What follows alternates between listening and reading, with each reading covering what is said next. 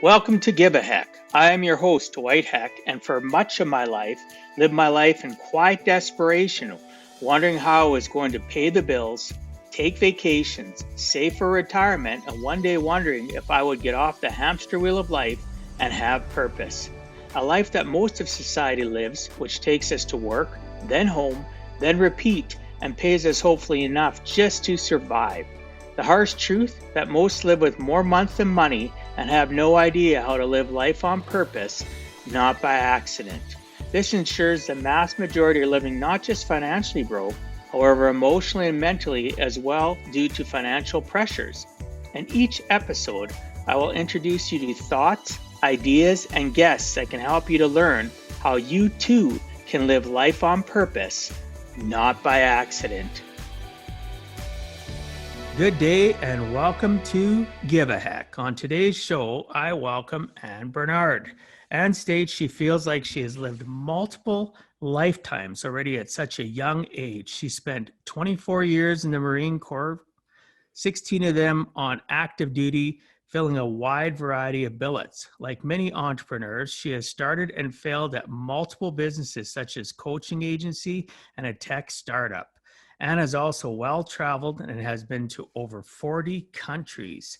A few years ago reclaimed the title of entrepreneur and added the title Master of First Times.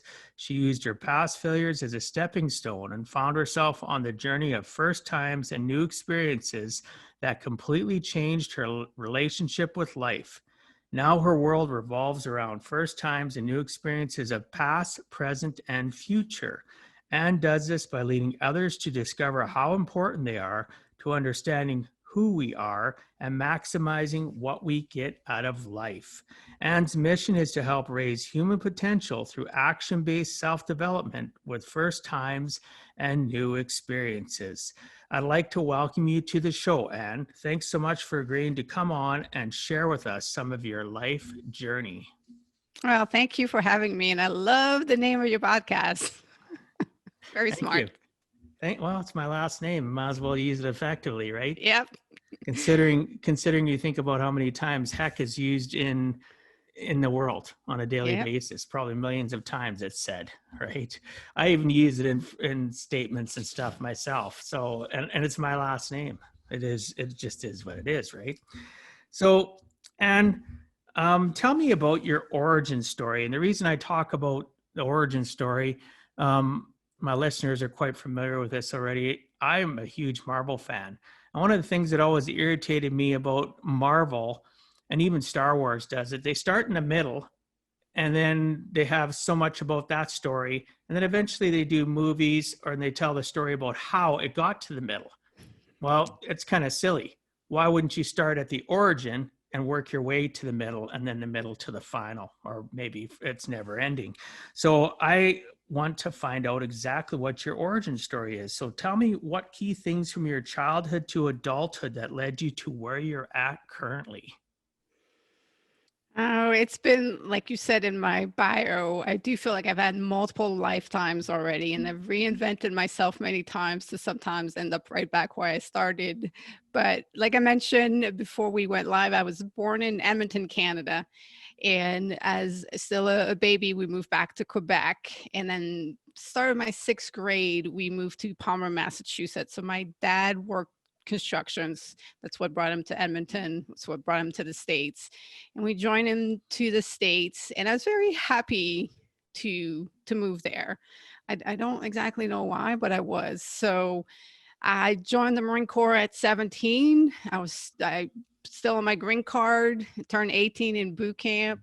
And that was to pursue adventure, to pursue seeing the world, and partially to also get away from home. I mean, I was ready to start my life, and I've always been very independent. And I also grew up, though, to parents that were entrepreneurs. So as a young kid, illegally work in, what in Canada called casse-croûte. They're like, little small side restaurants, and also in an arcade.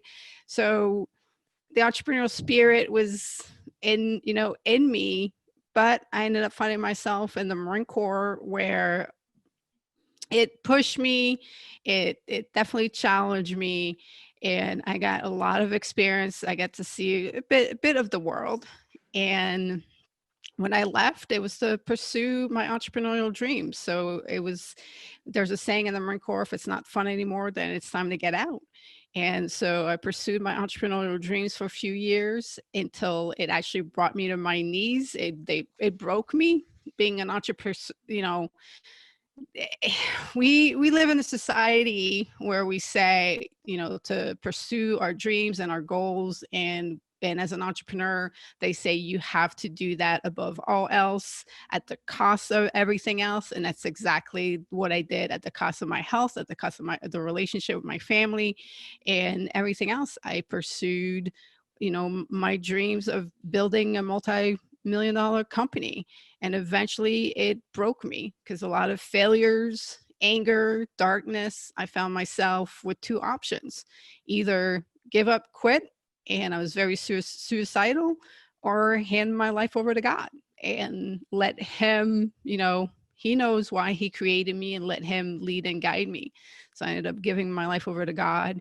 And for 10 years, I returned back to the Marine Corps. I traveled the world, I wrote, and I really, like you said again in my intro, found myself on this journey of first time in your experiences. And I connected with life in a different way. And a couple of years ago, I reclaimed the title entrepreneur, something very scary to do. I had not forgotten. One, I wrote about my entrepreneurial years, so I had not forgotten what it was like. I was just trusting now I was doing it with God, and it was going to be different. And I can tell you today, it's it's different, but yet the same. Nothing like there's nothing like knowing the vision that you have and what you hold in your heart and what you want to accomplish, and you know, and you itch away at it every day, and you don't know if you're going to get there. There's never any guarantees as an entrepreneur, and especially when you work in the self-development industry and you work with humanity and you know what it means to be human. And that, you know, I think I went way more into into it than what you're probably looking for. But No, that's good. yeah, I would say that's been my journey of always exploring to the depth of my soul who I am, going out and exploring the world and what the world has to offer and what life has to give, and you know, discovering my faith and being a woman of faith, and trying to understand, you know, why we were created and what our purpose here is on earth, and to live the good life that you know, that's gonna, that short time that we have on earth, that is worthy of having, you know, been born. So it's sometimes it's a blast, sometimes it's a struggle, and sometimes it's just, you know, forging through and doing the work. Yeah, life can be character building, that's for sure. So, um, your parents were both entrepreneurs, you mentioned that, and people automatically think that, you know, when your parents are entrepreneurs, and my parents were as well, they owned a very successful business. They're both retired now. Um, that automatically that gives us a leg up. I think it's a great learned behavior for us to see what effort they had to put in. And I don't know if you did, but I worked with my parents as I was growing up in their business, and I seen the struggle, and I seen the successes. I seen the late hours. I seen the tenacity. I seen the dedication. I seen the good, bad, and the ugly. And did it make it so that I was going to be a guaranteed successful entrepreneur? Absolutely not. I had a few ventures similar to what you were saying, entrepreneurship, where I was, you know, kind of successful, and then things didn't really, you know, work out. And then you know, you look at a lot of successful people, they've had many, many ventures that have failed. And part of the problem, though, in my experience, is that people don't have proper mentorship. They don't have proper guidance. So even though I grew up with entrepreneurs, hung out with a lot of entrepreneurs. My dad's friends were all entrepreneurs.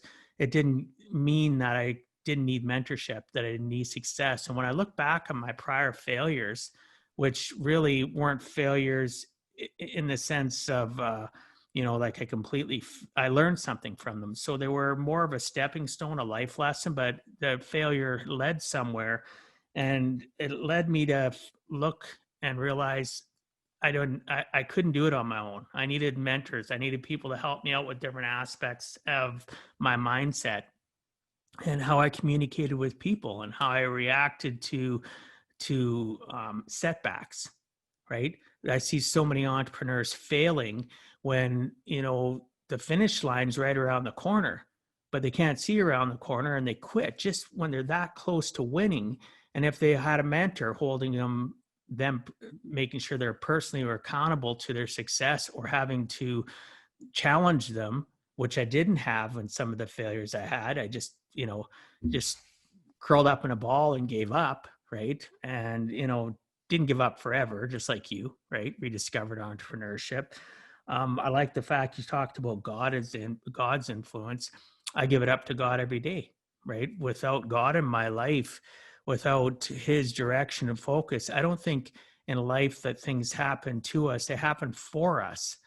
And we have to realize that even in the bad things that we see go on in our lives or present themselves to us, what is the message behind it?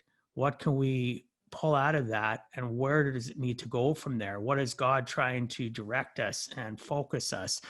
I see God personally in my life as my co-pilot for the rest of my life, right?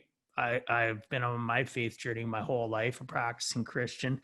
But yeah, you brought up so many good key points, right? And I really appreciate that. It was very well thought out. And even though it was on the fly, great job. I appreciate that.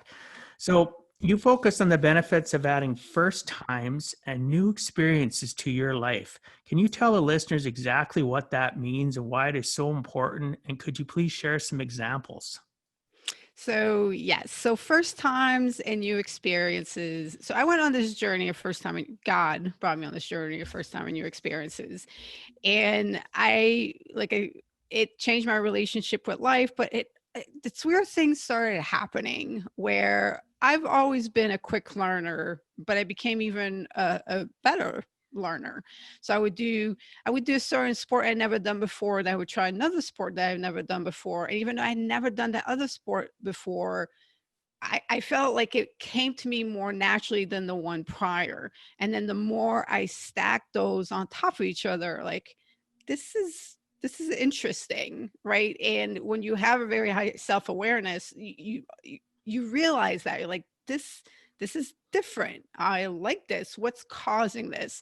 And at the time, I was not doing research on what neuroscientists were researching on the brain and novelty and learning new things. I was just being my own guinea pig of, well, this is interesting. Let me do more of it. And I've always been the mad scientist and the guinea pig, where I have my theory, I go out and I test them out on myself, and then I observe what happens. And so while I'm on this journey and my relationship with life is changing, I'm learning faster, my memory's improving, and these different things are happening. I'm like, oh, this is very interesting. And when I reclaimed the title entrepreneur, and I had to ask myself, okay, what value do I bring to the world? What do I know that I can gift other people? What is my gift to bring? And then I thought about the journey that I've been on and the benefits that I've had for it. And that's how I came up with the 365 first challenge. And now I started doing actual research. And then I discovered all of the benefits of novelty on your cognitive abilities. So your ability to learn, your ability to remember, your creativity. And I started doing even more research on just what I kind of knew because of how I seen my brain transform, neuroplasticity, and the way that the brain works, and the fact that in the last 5 to 10 years there's been all these breakthrough that have been made in psychology and again in neuroscience about our abilities to change pretty much everything and anything about ourselves if we actively participate in the process. And that process involves novelty, new things. And I started learning about dopamine and how, you know, we motivation, inspiration, discipline, we run out of those. Like they're finite characteristics and abilities that we have. But if you learn how to use your own brain chemicals to fuel your progress, to fuel your learning and your growth, then you're tapping to and how God created you, but an endless, realm of possibility. And again, first time in your experiences releases high levels of dopamine, the anticipation of doing something new. And then when you actually do it, and then afterwards, the high or having had a new experience because your brain's like, oh, I've never done this before. And it can take just one new experience to rewire your brain, or it can take the process of learning something new. But once you've learned something, then your brain actually stops losing the benefit of that activity. So Sudoku is a good example. People think like, oh, doing Sudoku is very good for my brain. Learning Sudoku is very good for your brain. Once you've learned it, our brains are so magnificent that they go on autopilot. Like I know how to do this, and I do it. So, discovering all this information, then it was like, wow, it's something that I lived. Now I have the data that's behind it. Let me work on bringing it out to people in a fun way. Because I think that's the other factor. My life has been filled with so much struggle when all I wanted to do was enjoy and have fun. So it's like, I want people to be able to grow and change and learn and have it be fun so that it's more attractive, it's more appealing, they're more likely to do it, they benefit more from it. I understand that pain helps us, grow, but it also destroys us. One of the sayings that I hate is that what doesn't kill you makes you stronger. Well, it kills a lot of people instead of making them stronger. So I think it's a saying that needs to go away, uh, because pain, no one wants to live in pain. And that makes our existence hard, and depression and drugs. And I'm kind of going down a rabbit hole and I apologize, but it's just like all of those things, when I discovered there's a different way. I want to help others discover that different way so that they can be more creative, they can become faster learner, they can grow, they can change, they can enjoy life, they can step out of their comfort zone, face their fears, and do so in a way that's beneficial for them and that supports their ability to achieve it and to get it done. Great answer. I know one of the things you mentioned, is helping people discover and grow. The initial part, though, is getting them to realize that they have a challenge, that they have an issue. I know I have people come to myself and they're disheveled and they're not really sure why they're feeling the way they are, why they're sad or depressed. And it's the discovery process. We need to help them through. Wouldn't you agree?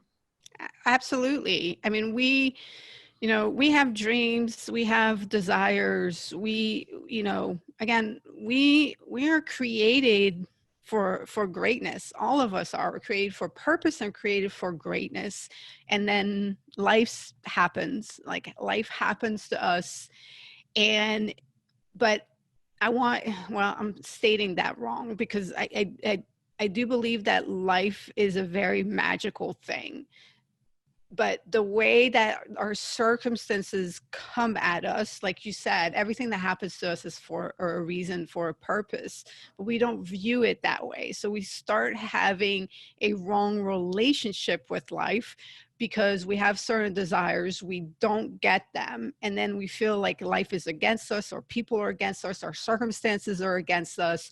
how do we get out of the situation that we're in? You know, we're unhappy, but what's really making us unhappy? Well, there's a chain of events that occurred that led you there. Like for me, I found myself after the failures and not dealing with the failures, not dealing with the emotions of the failures. So like you said, okay, I failed. What did I get wrong? What did I need to learn from it? So there's the mechanics of business, and then there's who you are in business. So I'm like, so I was digging into the mechanics. What about the mechanics of business did I have wrong?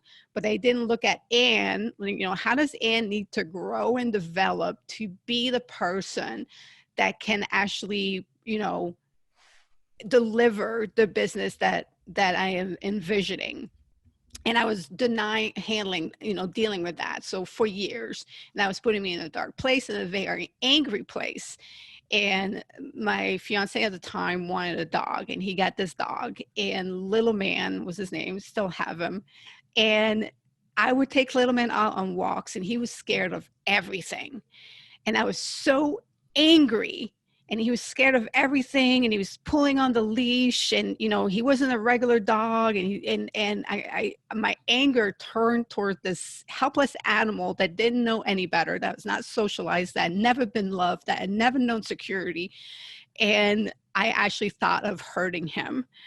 And then I realized, oh, something is drastically wrong with me.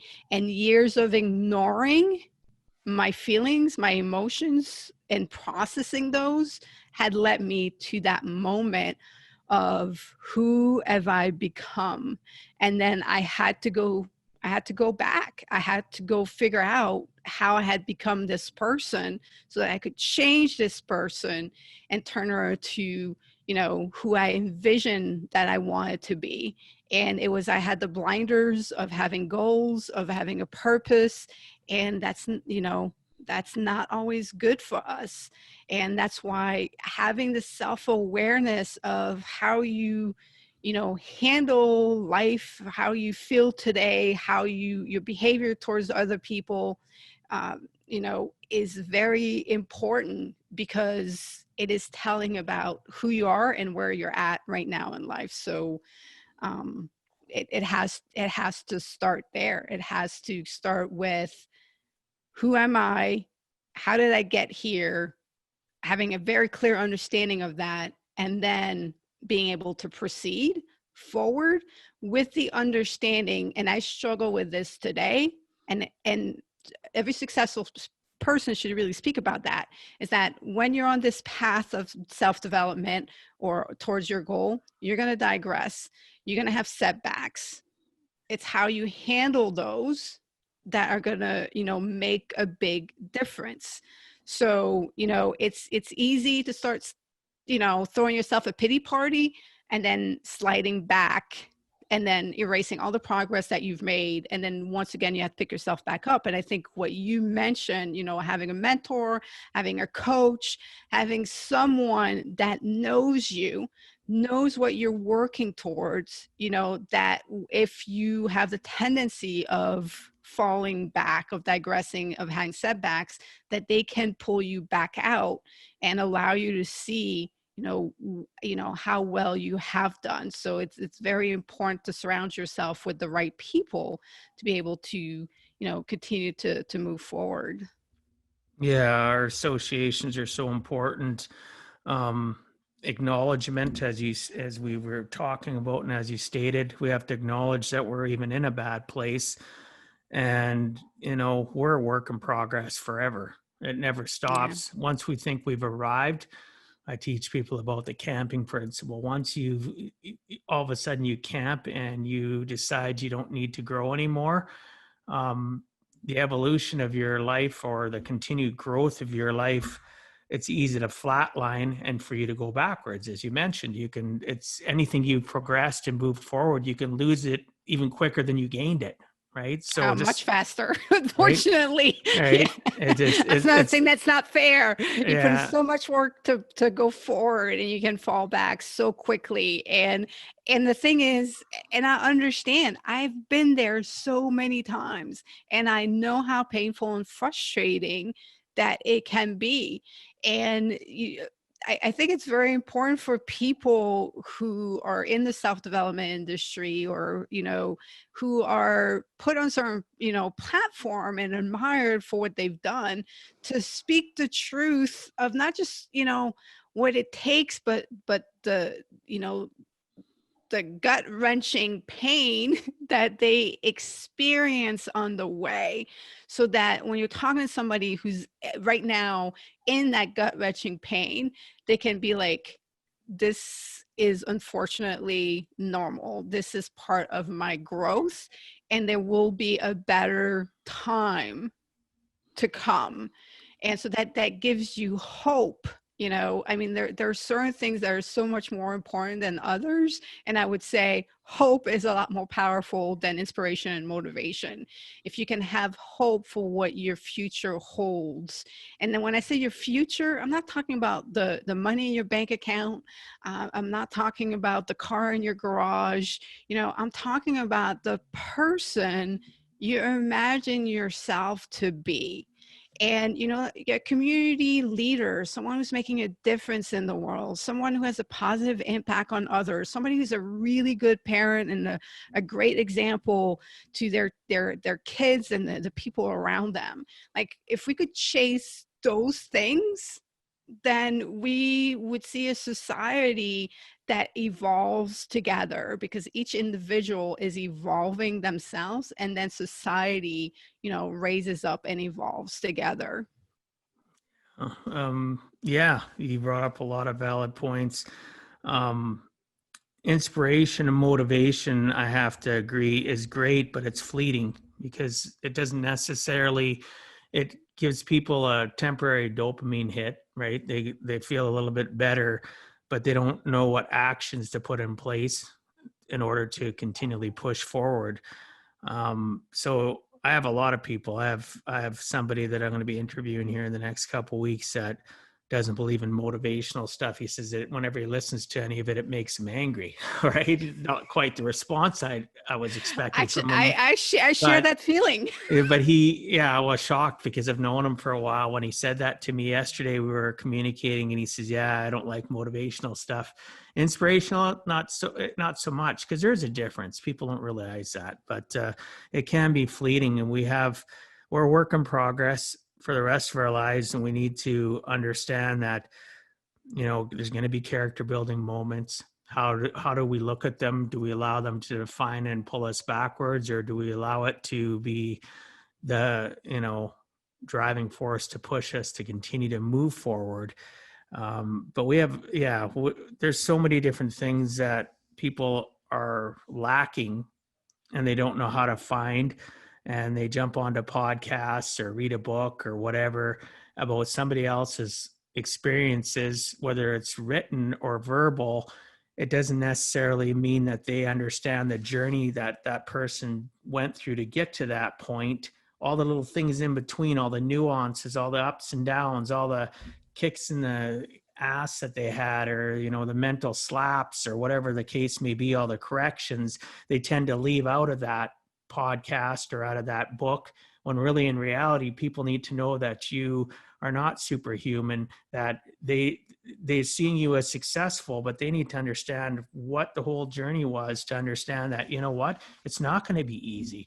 You're going to have to learn how to be tenacious. You're going to have to learn how to realize, oh man, today just sucked, but tomorrow is going to be better. I have hope. I like what you said, right? Hope's more important than inspiration and motivation, because without hope, the rest doesn't matter, right? Yeah. Just, And in what you said, the biggest self-development and your growth is not one size fits all. You have to find the unique equation and solution that is for you.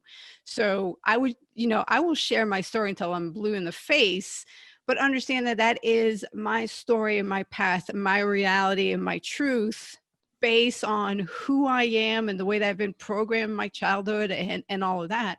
So my story is mine. Your story is yours. You need to write your story, which means you have to explore what is your story, what is your path. And again, I don't mean towards achieving a goal, but into realizing who you are. And that's why new experiences are so important, because new experiences make you realize things about yourself, make you have to say, this is different. What does it mean to what I know? What does it mean to what the future holds? So I've had this experience, no matter how, menial you think the experience is, it has, it has that impact, because that's anything that breaks the monotony of, the sleep pattern that you're in. I don't mean at night, I mean in your waking hours, in that you do everything the same day in, day out. And you're not mindful of the possibilities and the things that are coming at you. So positives are coming at you, different people trying to control and have power over you are coming at you. So many forces are constantly coming at you that you have to wake up to those. The way you do that is that you once you start adding new things, you start seeking new things, which means then you wake up, because like, oh, today I could try a different food. And just saying, instead of going to the restaurant I go through all the time, I'm going to go to a different restaurant. We can go back to going to restaurants. Caveat in that example. It you're making a new different decision that has now opens up different possibilities. So it can be as simple as that, or it can be embracing, bigger change, or learning a new job or a new skill towards a new job. But it wakes you up. And once you can wake up and stay woken up, then life and its magic and the possibilities open up. And when that happens, it's magical, it's amazing. Again, but it's still going to have, its difficulties at time. But I have to say, I went through 8 years when I was on this journey for some new experiences. There were challenges, but it was 8 amazing, incredible, beautiful, amazing years. And you're probably thinking, well, and why didn't you why didn't you keep doing that? And I could tell you, some days I wake up and I ask myself that question, but because what's in my heart and what I'm about is I want to make a difference in the world. So I can make my life amazing and incredible, but I felt very selfish and empty and shallow. And so, reclaiming the title entrepreneur, putting myself back out there where I had, the challenges and the pain that's part of that. I'm conscious that that's actually what I want, because I know what the ladder looks like. It's amazing, but it's empty. This can be fulfilling, but it's not without its struggles. And when you understand your options that way, then you can make the right decisions for yourself. But if you don't explore what the options are, then what are you living for? Like, what is it all about? People become stagnant very quickly in life. And if they're not constantly striving to achieve, to climb instead of stay camping, they just, they go to work, go home, get paid. They stay on that hamster wheel of life.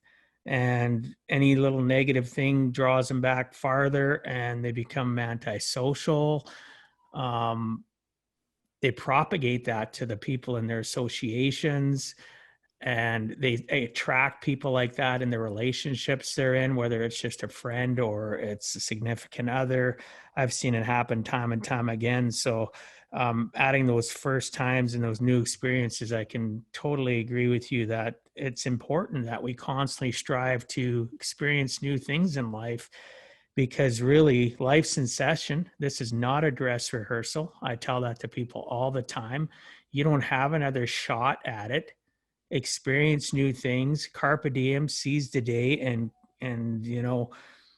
again, a lot of it has to do with finding the right person to push them, to keep them accountable through that mentorship coaching process. And why you do what you do and what I do is, like you said, you want to make a difference in the world. So I know you're open to new experiences, learning and embracing change, and have spent your life chasing your fears and stepping out of your comfort zones.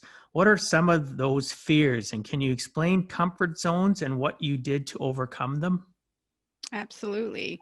So when I was 9 years old, I got locked in the bathroom. My worst fear, which is a spider, Wow. and I tried as I might to get out. And my stepmom's the one that locked me, and she said, "You're not getting out till you kill the spider." She was not having me getting fanatic and crazy every time I saw a spider. And in the madness, a voice talked to me, and again, to me, it was God. And he said, "You can be trapped by your fears, or you can be freed by facing them." And a peace washed over me, and I walked over, grabbed like half a roll of toilet paper, and I killed the spider, and I was freed. I mean, I was literally trapped, and I was literally freed from facing my fear. And I made the decision from that moment that I would lead a life and face my fears. Well, after joining the Marine Corps, it became okay, instead of facing my fear, I'm going to chase after them. So if something scared me, it was my reason for doing it. So I went chasing fears to where I got to the point where, there's kind of nothing left on my list. And some of the biggest fears have to do with standing up for yourself. It has, for me, again, for me, especially for me, and in the Marine Corps, and being a young woman in the Marine Corps, and facing situations where, either people wanted me to fail, or, they wanted me to quit, and standing up for myself. And I got to the point where the one fear that I had was that I would look myself in the mirror and not recognize me, or not admire and appreciate who I am. So that meant there were a lot of times that I had to speak up where, you know, others wouldn't. And I grew into that role. And, and I became known for that. And so there were those type of fears. As far as like fears of doing certain things, um there's not I didn't have too many of those. And like I said, if I had them, I pursued them. Now, comfort zone, and I will say this, I have my relationship, I don't think fear is a bad thing. When I went skydiving on my 40th birthday, before taking the leap, there was fear, and I could taste it. And it made, it slowed everything down at the same time as it sped everything up, and it gave like such clarity. I mean, to me, like when you're in fear and you understand like this is fear, and fear has a lot to teach me, and fear is kind of freezing time. It's an incredible place to be in, and it literally tastes sweet in my mouth when I feel fear. So, when my heart is racing and my hands are sweating, I actually enjoy that now, because I don't feel it very often, and it's making me realize, what I am feeling, and I appreciate it. And I stay in that moment with it, and usually it's tied to some sort of thrill-seeking sport. So, and then then you get the mass and adrenaline rush that follows it. Now, comfort zones. Uh, so people say life begins outside your comfort zones. I agree with that statement, but I think it's an impartial statement. It's missing, because comfort zones, when you're in your comfort zone, you're your most comfortable, which means your brain, your body uses the least amount of energy to accomplish what you need to do. So you can be the most productive inside of a comfort zone. So you need to understand your comfort zone that serve you, because you're efficient and productive. Then you need to understand the comfort zone that you have, because outside of your comfort zone are fears, are things that bring you anxiety and unknown. Now, those comfort zones you need to explore and slowly push out of. But those that maximize your abilities, Like, don't go mess around with those comfort zones, because they're making you very productive. So you need, again, it goes back to your self-awareness. You need to understand who you are, what makes you the best version of who you are. And if certain people that you're with, certain things that you do not bring the best out of you, and deep in your heart, there is a version of you that you want to, that's the life, that's the person that you want to be. So if you're staying comfortable and it's keeping you from being that person, then that's where you need to start stretching and growing and pushing outside of those comfort zones. Yeah. I like the fact that you talked about chasing your fears, not avoiding it. You got to that point, and so many people, that amygdala in our brain, their fight, your flight, right? They basically run away from their fears instead of challenging them, like you talked about your stepmom and the spider situations. Similar, not necessarily that was the best way to deal with it, but it worked. Yeah, it did. I mean, Right. and that and that and again, we touch on this a little bit, right? As something is happening, if you have self-awareness, then it's not, you don't just let it happen to you. You're mindful, you're living in that moment. This is happening to me right now, and I have options of what to do with it. And I think that's part of elevating your self-awareness, is who you are, is you're no longer reactive, you become a much more proactive person. So even as you're in the moment and feelings, emotions, thoughts come to the surface, you can pause and process them before you act on them. So that's elevating who you are as a human being. Another saying that I hate is that we hurt the people that we love. That's got to be one of the dumbest saying that we say and that we accept, because we're being reactive, and we hurt the people that we love We instead of, justify our behavior. exactly, with a Yeah, really stupid saying, it is instead of stupid. pausing and saying, this is mean, this is going to be hurtful. I know that if I speak this, or if I do this, I'm going to hurt somebody that I love. So I'm not going to do it, because I don't hurt people that I love. And that's, we won't progress, we won't evolve if we continue to make excuses for ourselves and have all these, dumb saying that validates that behavior, when in reality, you can actually have control of yourself, your senses, your actions, your behavior, and your thoughts, so that you don't do that. So if you are in a situation of fear, that you can, you can feel the fear and understand what it's about, and then you can start doing something about it.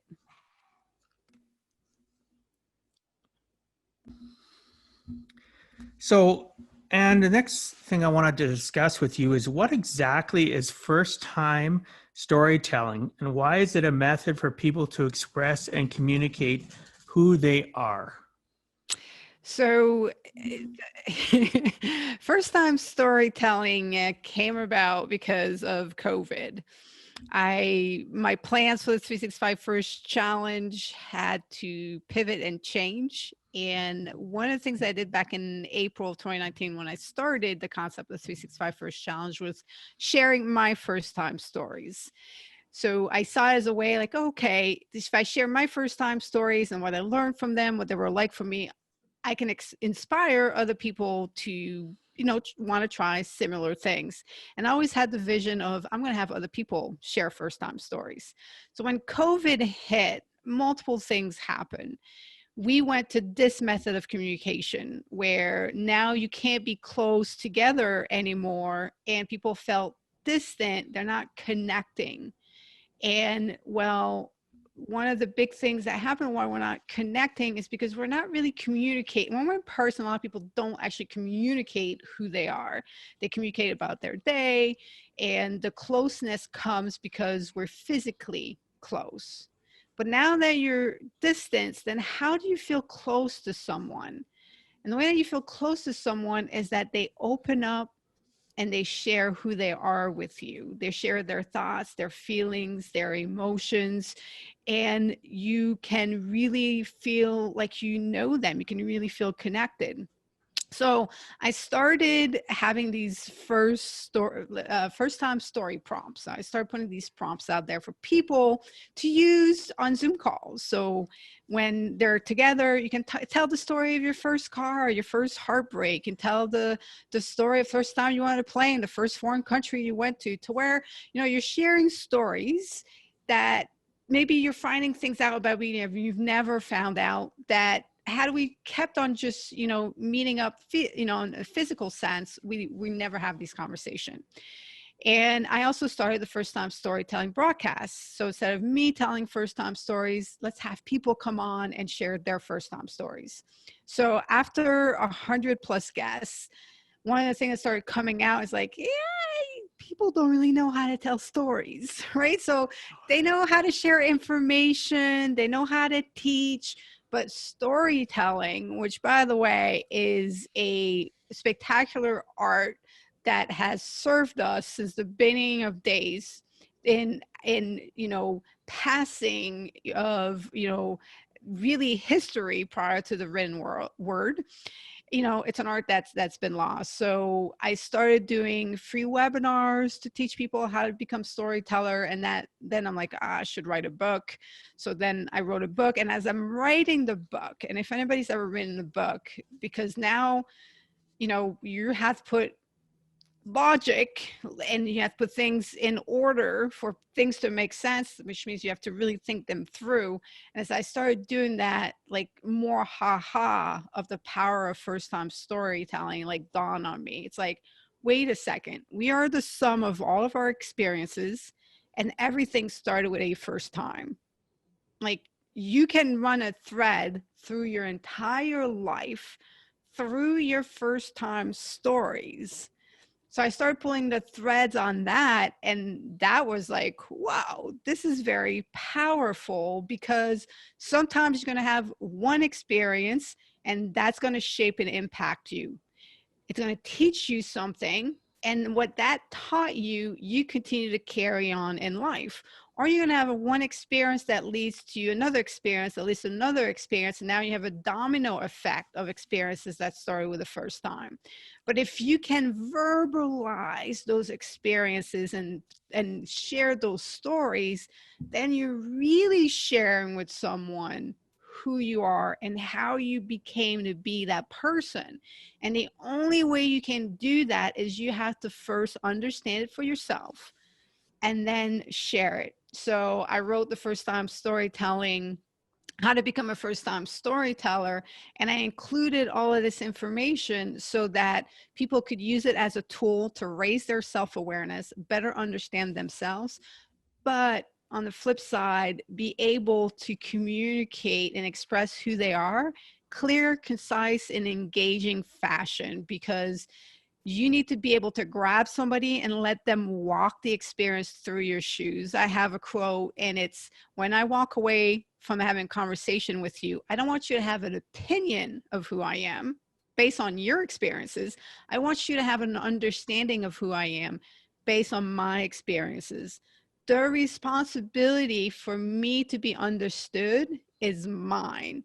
And that's something that's a responsibility that I, for 30+ years of my life, never took on. If somebody didn't know me, then it was their fault. Like, I felt like you had plenty of opportunity to know who I was, but I never opened up my mouth to share my thoughts, my feelings, my emotions, and my experiences. But yet I expected you to understand me and to know me. So, this made me realize, I'm responsible for this, and I need a way to do it that leaves an imprint, that leaves a mark that is clear. And now if you don't understand it, then it might be because you're not the type of person that I need to connect with. And then I can move on from that. But I gave it my best effort. So that entire thing also shifted a lot of things for me. And the other benefit to this, when you start when you learn to communicate in stories and to see your life through the lens of you are a character in your life, and these things are, are happening to you, you're living through them. When they happen to you, like I mentioned before, now you can pause and say, as who I am, as who I want to be, how do I react to this? How does this become part of my story? And and so it's a method of communication that helps people better understand you. You help better understand yourself, and it helps you to progress, who you ultimately want to become. Yeah, storytelling, like I love what Chad just say. Storytelling is so powerful, and you're correct. Most people don't have a clue how to tell a good story, but you can just be sitting around a coffee table with people or a kitchen table, and somebody's trying to tell you a story about their day, and you watch people's eyes get glazed over that are listening to it because it's not engaging and it's not exciting. So it's definitely a skill. It's not something we're born with. You need to practice it. So thank you for sharing about that. And if you had to give our listeners one last closing message, what would you tell them in regards to giving a heck and never giving up? It's the most valuable thing you can do with your life. I, and I wish I need to still find a more powerful way of explaining what is on my heart in regards to what is a well-lived life, what makes life worth living in your time here, what will be your legacy, what's the mark that you're going to leave on the people around you. Some people are going to leave a massive mark on the world, positive or negative, and same with your the immediate people in your life. And we should all want to be someone that leaves something that's meaningful and that has worth and that has value, and that then makes your life something that is extremely worthwhile doing. And it's tapping into that desire for yourself, and that's the desire that I have for anyone and everyone who's listening to this right now. Well, that's fantastic. Yeah. Um, Working so that we can leave a legacy beyond just our family. Some people don't even have the ability to worry about a legacy for their family, let alone the ability to worry about a legacy to leave an impression or a mark on the world. So it's a work in progress. You got to start in baby steps, and a lot of that is people have to develop and have the hope, right? They've lost Yeah, they faith, have and the they've lost hope. And once they gain that and they realize that there's things they can do, and they develop the proper associations and they develop the right processes, and they pick themselves up and realize that life's in session. It's not going to happen immediate. There's going to be mistakes they make. They turn them into life lessons. There's so many different things that are integral in our growth and our ability to help others. And again, like we talked about earlier, people look at you and I and they think, oh, that person is so amazing. They're so gifted, and they just don't see all the little things that go along with it. So hopefully the listeners, if you got value from this, definitely listen to it again. Take some notes, because there's so many good nuggets of information that Anna shared with us. And obviously reach out to her. If she can be any help, definitely look her up. So while our time is almost up, and I want to respect our listeners and your time, however, before we end, can you please tell the listeners what is the best way for them to reach out to you? Uh, you can email me at Ann@365firstchallenge.com. You can find me on social media, either under First Time Storytelling, 365 First Challenge, or Ann Bernard. And I will say I am starting a new series on YouTube. So bi-monthly, I go live to address self-development, like having the real talk about self-development. So if you enjoyed what we discussed here, I invite you to, subscribe to the 365 First YouTube channel, and you'll have the opportunity to join into the Zoom calls and ask questions and participate and get involved. That's fantastic. Thanks. So thanks so much for being on Give a Heck, Anne. I appreciate your time and sharing some of your experiences so that others too can learn that it's never too late to give a heck.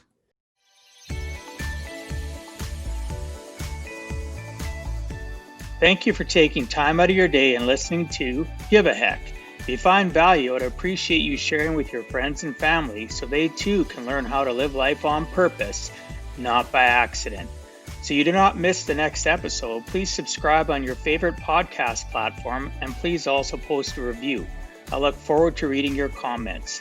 This has been Dwight Heck. If you want to check out other podcast episodes or today's show notes, please check out my website, giveaheck.com. And until next time, together let us all strive to give a heck.